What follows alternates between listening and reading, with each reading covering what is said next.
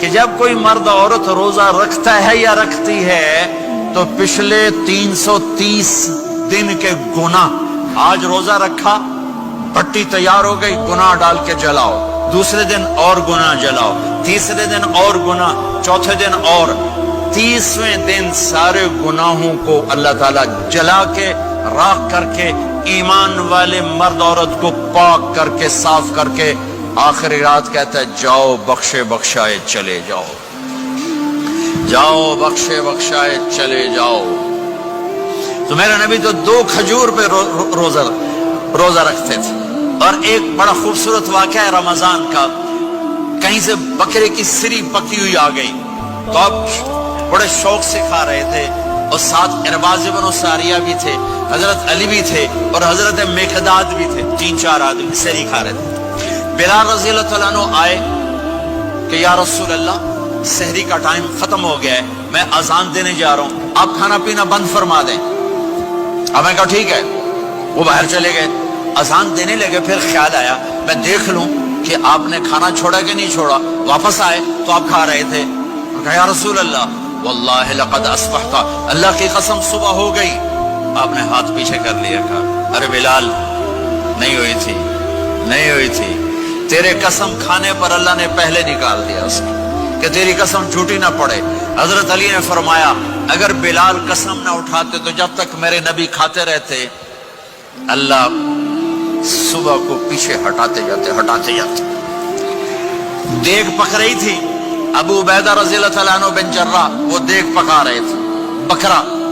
آپ نے کہا ابو عبید یہ مجھے بکرے کی دستی پکڑانا، اگلے بازو، آپ کو اگلے بازو کا گوشت پسند تھا، گردن کا گوشت پسند تھا، یہ کمر کی پٹھ کا گوشت آپ کو پسند تھا، دودھ پسند تھا، برنی کھجور پسند تھی، عجوا کھجور پسند تھی، تازہ روٹی پسند تھی۔ آپ یا تازہ کھاتے تھے یا فاقہ، توڑی طرح نہیں 8 دن پکا کے فریڈاں ٹھوک دے ہو تو کٹ کے گرم کیتی رکھو تو کھاتی رکھو، یا آپ تازہ کھاتے تھے یا فاقہ فرماتے تھے۔ ایک دفعہ فتح مکہ پر ام ہانی کے گھر آپ نے باسی روٹی کھائی، ورنہ آپ نے ہمیشہ تازہ یا فاقہ یا تازہ یا فاقہ، کبھی جس کھانے پہ رات گزر جاتی اسے نہیں کھاتے تھے۔ تسی ماشاءاللہ 8 راتوں جو کھدی جاندے ہو۔ ہاں